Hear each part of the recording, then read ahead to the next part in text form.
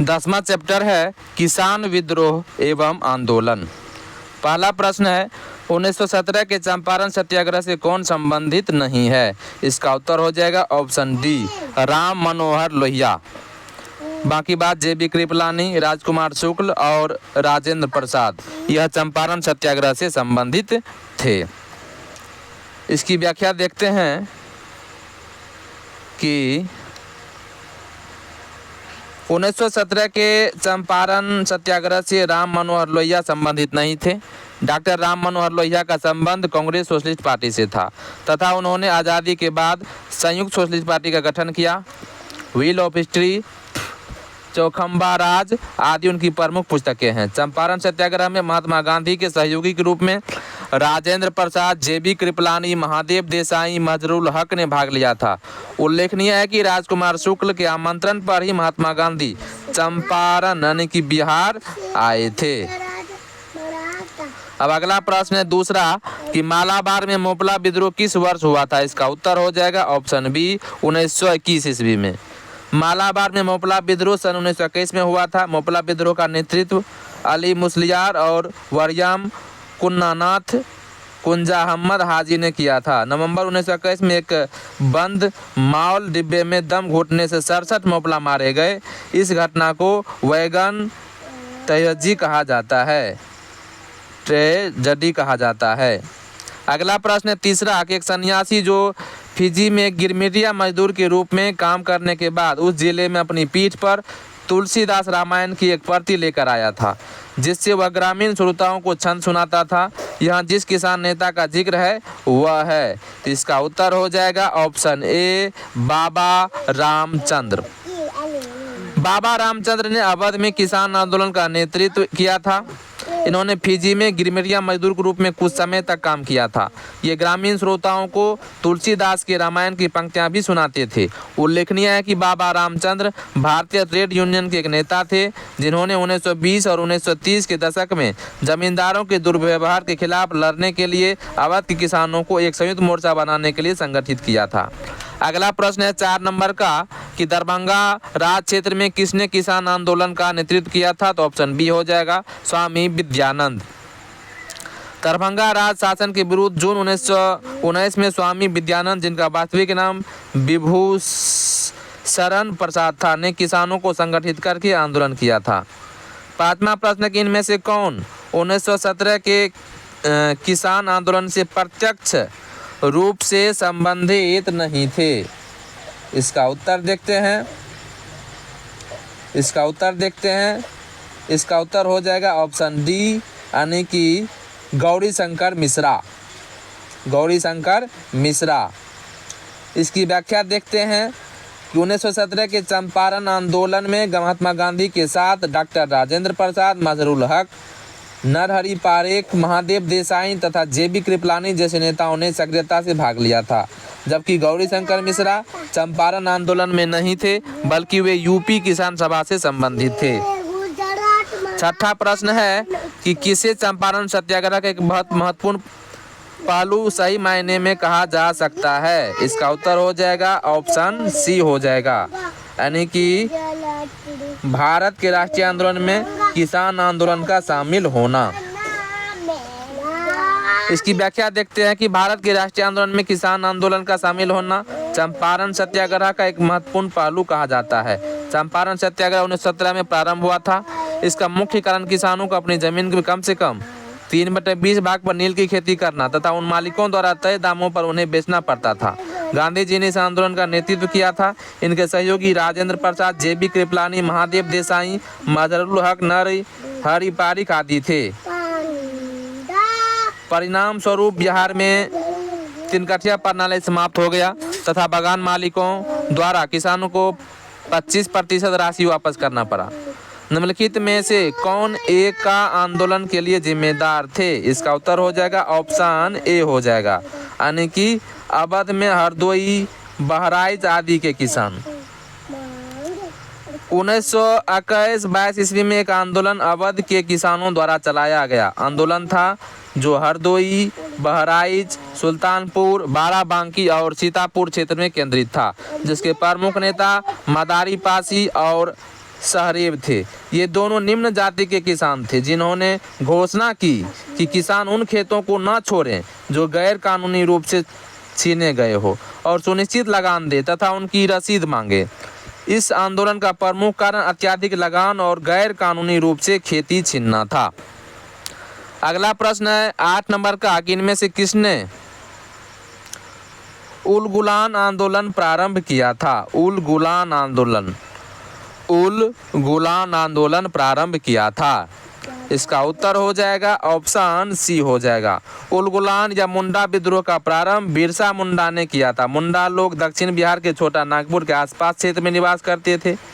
इनमें सामूहिक खेती का प्रचलन था जिसे खूंट कट्टी कहा जाता था, लेकिन जमींदारों, ठेकेदारों एवं महाजनों ने सामूहिक खेती की परंपरा पर हमला बोला। अतः मुंडाओं ने अपने सरदारों के नेतृत्व में इन लोगों के विरुद्ध आंदोलन शुरू कर दिया। मुंडा आदिवासियों का विद्रोह 1874 ईस्वी में प्रारंभ हुआ, परंतु 1895 ईस्वी के बाद इनका नेतृत्व बिरसा मुंडा ने किया था। यह आंदोलन 1900 तक चला था। अगला प्रश्न है 9 नंबर का, कि इनमें से कौन अहरार आंदोलन से संबंधित नहीं थे? इसका उत्तर ऑप्शन ई हो जाएगा। अहरार आंदोलन की शुरुआत 1910 में हसन इमाम, मौलाना जफर अली खान, मजरुल हक, हकीम अजमल खान और मौलाना मोहम्मद अली के नेतृत्व में की गई थी, अतः विकल्प ई सही है। इस आंदोलन का प्राथमिक उद्देश्य राष्ट्रवादी आंदोलन में सक्रिय भागीदारी करना। यह आंदोलन अलीगढ़ आंदोलन की वफादार राजनीति के विपरीत था।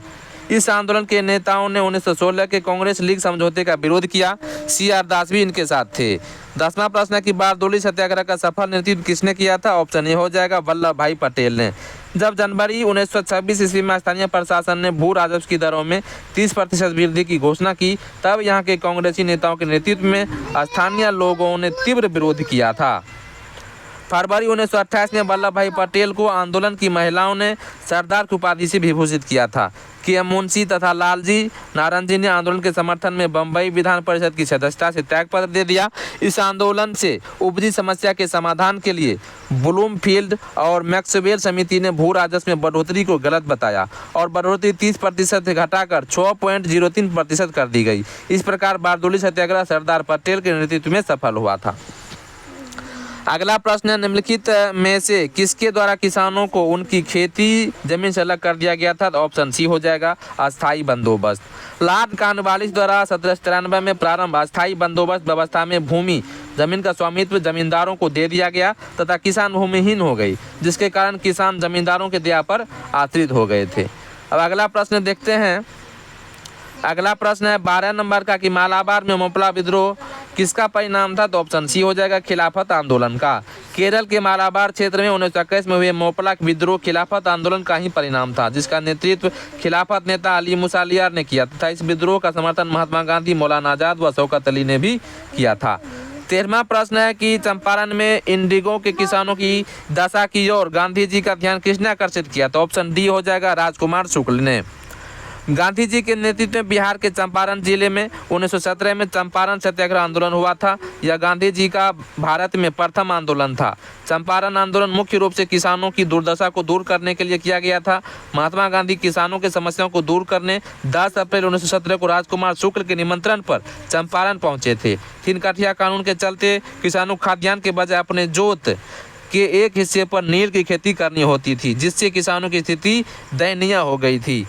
14वां है कि नवंबर 1936 में भागीदारी पट्टेदारों को जमींदारों के बेदखली प्रयासों के विरुद्ध बरहरिया मुंगेर में किसने एक बड़ा आंदोलन प्रारंभ किया था? तो ऑप्शन सी हो जाएगा बिहार किसान सभा ने। बिहार के मुंगेर में 1922-23 में शाह मोहम्मद जुबैर की अध्यक्षता में किसान सभा का गठन हुआ। इसी दौरान स्वामी सहजानंद सरस्वती ने भूमिहार ब्राह्मणों को संगठित करने हेतु बिहटा में आश्रम की स्थापना की। नवंबर 1929 में सोनपुर मेला के अवसर पर आयोजित एक सभा में स्वामी सहजानंद सरस्वती की अध्यक्षता में बिहार प्रांतीय किसान सभा की स्थापना हुई। प्रथम बिहार प्रांतीय किसान सम्मेलन 1929 में स्वामी सहजानंद सरस्वती की अध्यक्षता में संपन्न हुआ। नवंबर 1936 में कार्यानंद शर्मा के नेतृत्व में मुंगेर जिला के बरहरिया ताल प्रांतीय बिहार किसान सभा ने जमींदारी उत्पीड़न के विरुद्ध संघर्ष किया। 1936 ईस्वी में अखिल भारतीय किसान सभा का गठन हुआ था। अब आगे बढ़ते हैं और अगला प्रश्न को देखते हैं। अगला प्रश्न है कि किस वर्ष बिहार किसान सभा की स्थापना की गई थी? तो इसका उत्तर हो जाएगा ऑप्शन बी 1929 में। बिहार किसान सभा की स्थापना नवंबर 1929 में सोनपुर मेला के अवसर पर एक सभा में प्रांतीय किसान सभा के दौरान हुई थी। स्वामी शाहजानंद इसके प्रथम अध्यक्ष बने। 1936 में अखिल भारतीय किसान सभा का गठन, इसके अध्यक्ष स्वामी शाहजानंद सरस्वती थे और इसके महासचिव प्रोफेसर NG रंगा थे। यूनाइटेड पॉलिटिकल पार्टी का स्थापना सितंबर 1932 में हुई थी। अगला प्रश्न है 16 नंबर का कि चंपारण आंदोलन मुख्यतः किसके विरोध में था? इसका उत्तर ऑप्शन बी हो जाएगा, नकदी फसल के विरोध में। चंपारण किसान आंदोलन देश की आज़ादी के संघर्ष का मजबूत प्रतीक बन गया। हजारों भूमिहीन मजदूर एवं गरीब किसान खाद्यान्न के बजाय अपनी जोतयुक्त भूमि के 3/20 भाग पर नील और अन्य नकदी फसलों की खेती करने के लिए बाध्य हो गए थे। वहां पर नील की खेती करने वाले किसानों पर बहुत अत्याचार हो रहा था। महात्मा गांधी ने अप्रैल 1917 में राजकुमार शुक्ला के निमंत्रण पर बिहार के चंपारण के नील कृषकों की स्थिति का जायजा लेने पहुंचे थे। अगला प्रश्न है 17वां कि तेभागा आंदोलन सन 1946 में बंगाल में आरंभ हुआ था। ऑप्शन बी हो जाए, किसान सभा के नेतृत्व में। भारतीय स्वतंत्रता संग्राम के दौरान हुए किसान आंदोलन में 1946 ईस्वी का बंगाल तेभागा आंदोलन सर्वाधिक सशक्त आंदोलन था, जिसमें किसानों ने फ्लाउड कमीशन की सिफारिश के अनुरूप लगान की दर घटाकर 1/3 करने के लिए संघर्ष शुरू किया था। तेभागा आंदोलन फसल का 2/3 हिस्सा उत्पीड़ित बटाईदार किसानों को दिलाने का आंदोलन था। इस आंदोलन के महत्वपूर्ण नेता कंपाराम सिंह एवं भवन सिंह थे। 18वां प्रश्न है कि दक्कन कृषि राहत अधिनियम किस वर्ष पारित हुआ था? इसका उत्तर ऑप्शन ए हो जाएगा, 1879 ईस्वी में। अब आगे बढ़ते हैं और इसकी व्याख्या देखते हैं कि दक्कन कृषि राहत अधिनियम 1879 में पारित किया गया। यह अधिनियम बेदखल किए गए खेतिहरों को जमीन वापस लौटाने के उद्देश्य से पारित किया गया था। यह अधिनियम दक्कन विद्रोह के बाद लाया गया था। महाराष्ट्र के पूना एवं अहमदनगर जिलों में गुजराती एवं मारवाड़ी साहूकार अनेक हथकंडे अपनाकर किसानों का शोषण कर रहे थे। इस कारण किसानों ने आंदोलन प्रारंभ कर दिया और साहूकारों के घरों और दुकानों को नष्ट कर दिया। इसके बाद ब्रिटिश सरकार द्वारा दक्कन उपद्रव आयोग का गठन कर किसानों की स्थिति में सुधार हेतु दक्कन कृषक राहत अधिनियम को पारित किया गया था। 19 कि बिहार में 3 कठिया पद्धति में नील की खेती के लिए भूमि का कितना भाग अमानत रखा जाता था? तो ऑप्शन सी 0.3/20 भाग। 3 कठिया प्रथा के अंतर्गत अंग्रेज मालिकों द्वारा बिहार के चंपारण जिले के रैयतों किसान को नील खेती के लिए मजबूर किया जाता था। इस प्रथा के अंतर्गत 3/20 भाग नील की खेती करना अनिवार्य था। 20वां प्रश्न है कि स्वामी शाहजानंद निम्न में से किससे संबंधित थे? तो ऑप्शन सी हो जाएगा, बिहार में किसान आंदोलन से संबंधित थे। स्वामी शाहजानंद ने बिहार प्रांतीय किसान सभा की स्थापना की थी और उसके बाद उनका संबंध बिहार के किसान आंदोलन से था। कृषि सुधार कार्यक्रम का वास्तविक लक्ष्य जमींदारी प्रथा का उन्मूलन तथा कृषकों को मालिकाना अधिकार दिलाना था। किसानों के प्रति इनकी समर्पित सेवाओं के कारण इन्हें किसान प्राण कहा जाता था। स्वामी शाहजानंद 1930 के दशक में किसान सभा आंदोलन से जुड़े थे। 21वां प्रश्न है कि परिचित नाटक नील दर्पण जिसमें इंडिगो की खेती करने वाले किसानों के दमन का चित्रण किया गया की रचना की थी? ऑप्शन डी दीनबंधु मित्र ने। नील दर्पण बांग्ला भाषा का प्रसिद्ध नाटक है जिसके रचयिता दीनबंधु मित्र है।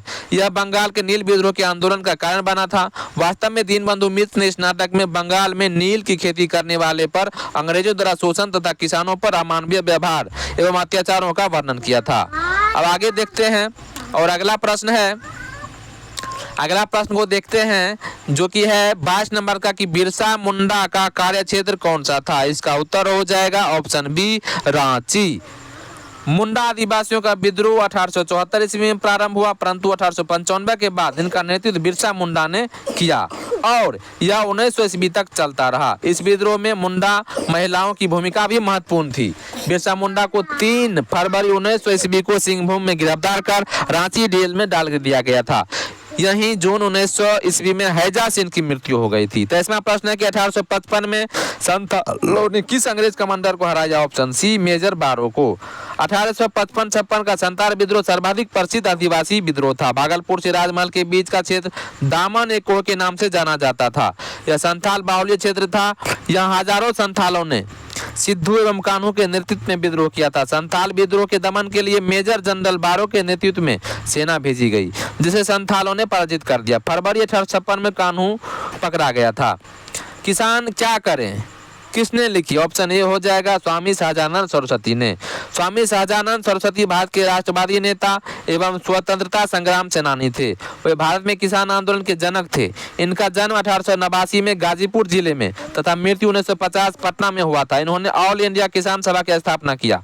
इनके द्वारा लिखित पुस्तकों में कर्मकलाप, गीता हृदय, क्रांति और संयुक्त मोर्चा, किसान जैसे लड़ते थे। किसान क्या करे, झारखंड के किसान, मेरा जीवन संघर्ष प्रमुख है। किसान नेता मोतीलाल तेजावत संबंधित है, तो ऑप्शन बी हो जाएगा मेवाड़ के भील आदिवासी आंदोलन से। किसान नेता मोतीलाल तेजावत मेवाड़ के भील आदिवासी आंदोलन से संबंधित थे। 1921-22 में मोतीलाल तेजावत ने भील विद्रोह का नेतृत्व किया था। 26 माह की नील विद्रोह कहाँ हुआ था? तो ऑप्शन सी हो जाएगा बंगाल में हुआ था। अब अगला प्रश्न है, नील आंदोलन विद्रोह 1859-60 में बंगाल के नदिया जिले के गोविंदपुर गांव में प्रारंभ हुआ था। नील उत्पादकों ने किसानों को जबरन नील की खेती करने के लिए बाध्य किया, जबकि इसके उत्पादन में किसानों को बेहतर कीमत नहीं मिलती थी। अतः दिगंबर बिश्वास और विष्णु के नेतृत्व में किसानों ने नील की खेती बंद करने का निर्णय लिया। इसी को नील विद्रोह की संज्ञा दी गई। दीनबंधु मित्र के नाटक नील दर्पण में किसानों की दुर्दशा का बारीकी से चित्रण किया गया है। 27 माह की नील विद्रोह किसके बारे में था? इसका उत्तर ऑप्शन सी हो जाएगा कि रैयत नील की खेती नहीं करना चाह रहे थे, पर उनसे एक अमान्य मूल्य पर जबरदस्ती करवाई जा रही थी। नील आंदोलन 1859-60 अपनी आर्थिक मांगों को लेकर किए गए आंदोलन में सर्वाधिक जुझारू एवं व्यापक आंदोलन था, जो बंगाल में हुआ था। शोषण के विरुद्ध यह किसानों की सीधी लड़ाई थी। बंगाल के काश्तकार जो कि अपने उपजाऊ खेतों में चावल की खेती करना चाहते थे, उन्हें यूरोपियन नील बागान मालिक अमान्य मूल्य पर जबरन नील की खेती करने के लिए मजबूर करते थे। नील की खेती करने से इनकार करने वाले किसानों को नील बागान मालिकों के दमन चक्र का सामना करना पड़ता था। सर्वप्रथम नील आंदोलन की शुरुआत 1859 में बंगाल के नदिया जिले में स्थित गोविंदपुर गाँव में हुआ था। इस आंदोलन के नेता विष्णु विश्वास तथा दिगंबर विश्वास थे। इस विद्रोह का वर्णन दीनबंधु मित्र ने अपनी पुस्तक नील दर्पण में किया था। हिंदू पेट्रियाट के संपादक हरिश्चंद्र मुखर्जी ने नील आंदोलन में अपने समाचार पत्र के माध्यम से काफी सहयोग किया था। अगला प्रश्न 28वां कि 1922-23 में मुंगेर में किसान सभा का गठन किसने किया था? तो ऑप्शन सी हो जाएगा मोहम्मद जुबैर ने। 1922-23 में मुंगेर किसान सभा का गठन मोहम्मद जुबैर एवं श्री कृष्ण सिंह द्वारा किया गया था। 4 मार्च 1928 को स्वामी सहजानंद सरस्वती ने बिहटा पटना में किसान सभा की औपचारिक स्थापना की तथा 1929 में सोनपुर मेला में आयोजित सभा में बिहार प्रांतीय किसान सभा की स्थापना की, जिसके अध्यक्ष स्वामी सहजानंद एवं सचिव श्री कृष्ण थे। इसके उपरांत 1936 में स्वामी सहजानंद की अध्यक्षता में लखनऊ में अखिल भारतीय किसान सभा का गठन किया गया था। 29वां प्रश्न है 1921 का मोपला विद्रोह कहाँ हुआ था? इसका उत्तर हो जाएगा ऑप्शन बी केरल में हुआ था मोपला विद्रोह। अब इसकी व्याख्या देखते हैं। जो केरल में मोपला विद्रोह हुआ था 1921 का मोपला विद्रोह का संबंध केरल से है। केरल में रहने वाले मोपला कृषक उन अरब लोगों के वंशज थे जो बहुत पहले ही मालाबार तट पर बस गए थे। ये मोपला कृषक मुसलमान थे। मोपला या तो खेती करते थे या छोटा मोटा व्यवसाय। खिलाफत आंदोलन के नेता शौकत अली, महात्मा गांधी और अबुल कलाम आजाद ने मोपला विद्रोहियों का समर्थन किया था। खिलाफत नेता अली मुसालियर ने जो इस विद्रोह का नेतृत्व कर रहे थे को गिरफ्तार करने के लिए स्थानीय मजिस्ट्रेट ने मस्जिद पर छापा मारा। पुलिस ने स्थानीय मोपलाओं पर गोलियां चलाई। बड़ी संख्या में मोपला मारे गए। परिणाम स्वरूप मोपला हिंसा पर उतर आए। उन्होंने सरकारी संपत्ति लूटी और आग लगा दी। अब ब्रिटिश नौकरशाहों ने हिंदुओं को भड़काया, जिससे संघर्ष ने सांप्रदायिक रूप धारण कर लिया। दिसंबर 1921 में यह विद्रोह पूरी तरह से कुचल दिया गया था। 30वां प्रश्न है कि अखिल भारतीय किसान कांग्रेस का गठन किया गया था। ऑप्शन ए हो जाएगा 1936 में। अखिल भारतीय किसान कांग्रेस का गठन 1936 में लखनऊ में किया गया था। बाद में इसका नाम परिवर्तित कर अखिल भारतीय किसान सभा कर दिया गया था। 1936 में लखनऊ में हुए इसके प्रथम अधिवेशन की अध्यक्षता स्वामी सहजानंद ने की थी। 31 मई 1936 में लखनऊ में अखिल भारतीय किसान सभा का प्रथम अध्यक्ष किसे चुना गया? ऑप्शन सी हो जाएगा स्वामी सहजानंद सरस्वती को। 1936 में लखनऊ में हुए अखिल भारतीय किसान सभा के प्रथम अधिवेशन की अध्यक्षता कृषक नेता स्वामी सहजानंद ने की थी। एनजी रंगा इसके महासचिव थे। स्वामी सहजानंद ने भूमि और जलमार्ग के राष्ट्रीयकरण की मांग के साथ अखिल भारतीय संयुक्त किसान सभा का गठन किया था। ऑप्शन सी 1930 के दशक में। सविनय अवज्ञा आंदोलन की समाप्ति के बाद स्वामी शाहजानंद सरस्वती एवं एनजी रंगा ने 11 अप्रैल 1936 को लखनऊ में अखिल भारतीय किसान सभा की स्थापना की। स्वामी शाहजानंद द्वारा ही 1930 के दशक में भूमि और जलमार्गों के राष्ट्रीयकरण की मांग की थी। अब आगे बढ़ते हैं और अगला प्रश्न है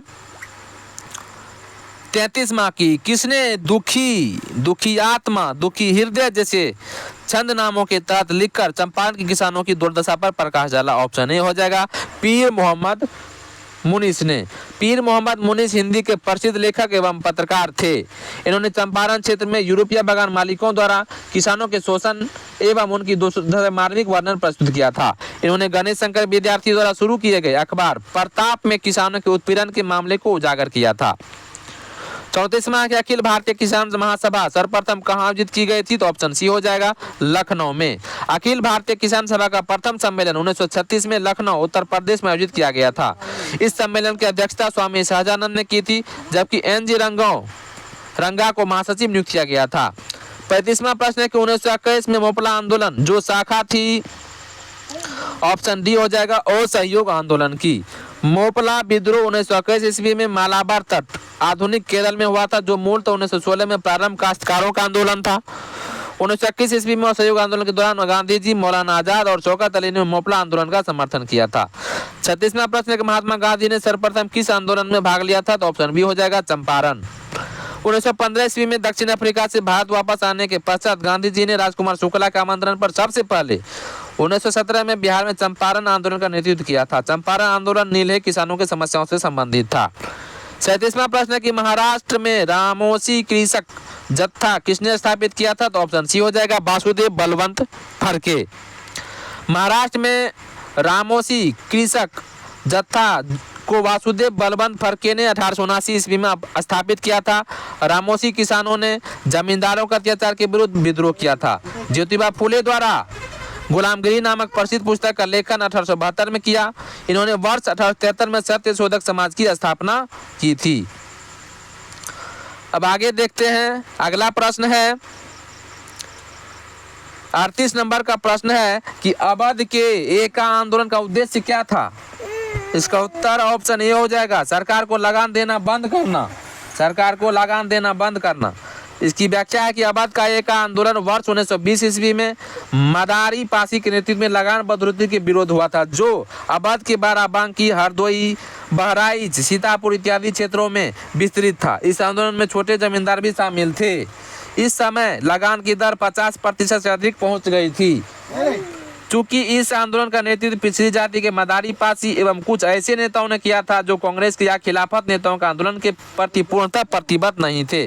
परिणामतः इस आंदोलन से राष्ट्रवादी प्रति पूर्णतः प्रतिबद्ध नहीं थे, अलग थलग पड़ गए। सरकार ने मार्च 1922 तक इस आंदोलन को कुचल दिया। एक आंदोलन अन्य किसान आंदोलन से अलग था, क्योंकि इसमें काश्तकारों के साथ साथ छोटे जमींदार भी थे। 39वां प्रश्न है कि नाई धोबी बंद सामाजिक बायकाट का एक स्वरूप था, जो 1919 में ऑप्शन ए हो जाएगा किसानों द्वारा प्रतापगढ़ जिले में चलाया गया था।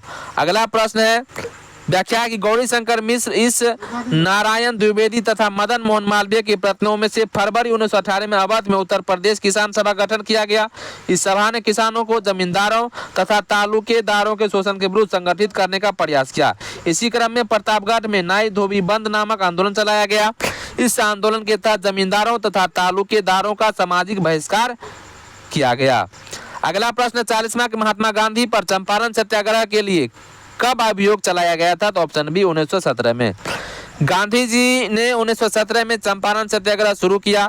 चंपारण सत्याग्रह के सफल नेतृत्व के बाद रविन्द्रनाथ टैगोर ने गांधी जी को पहली बार महात्मा कहा था। 41वां कि चंपारण नील आंदोलन का राष्ट्रीय नेता कौन थे? तो ऑप्शन ए हो जाएगा महात्मा गांधी थे राष्ट्रीय नेता इसका। इसकी व्याख्या देखते हैं कि चंपारण नील आंदोलन के राष्ट्रीय नेता महात्मा गांधी थे। चंपारण बिहार के किसानों से अंग्रेज बागान मालिकों ने एक करार कर रखा था, जिसके अंतर्गत किसानों को अपने कृषिजन्य क्षेत्र के 3/20 भाग पर नील की खेती करनी होती थी। इस पद्धति को 3 कठिया पद्धति कहा जाता था। गांधी जी के आंदोलन का परिणाम यह हुआ कि 3 कठिया पद्धति समाप्त कर दी गई। बिहार के राजकुमार शुक्ल के अनुरोध पर ही गांधी जी इस आंदोलन में भाग लेने चंपारण बिहार पहुंचे थे। अब अगला प्रश्न है 42वां कि जमींदारों द्वारा कृषक से मांगे गए बेगार या अवैध उपकरण को किस नाम से भी जाना जाता था? तो ऑप्शन ए हो जाएगा वेथी के नाम से जाना जाता था। वेथी अवैध उपकरण की एक प्रचलित प्रणाली थी जिसके माध्यम से भूस्वामी किसानों को बिना किसी परिश्रम के करने के लिए मजबूर करते थे।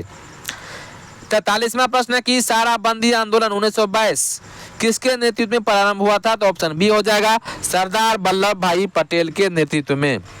साराबंदी आंदोलन का नेतृत्व 1922 में सरदार वल्लभ भाई पटेल के नेतृत्व में किया गया था। इस आंदोलन में किसानों द्वारा करों का भुगतान नहीं करने का निर्णय लिया गया था।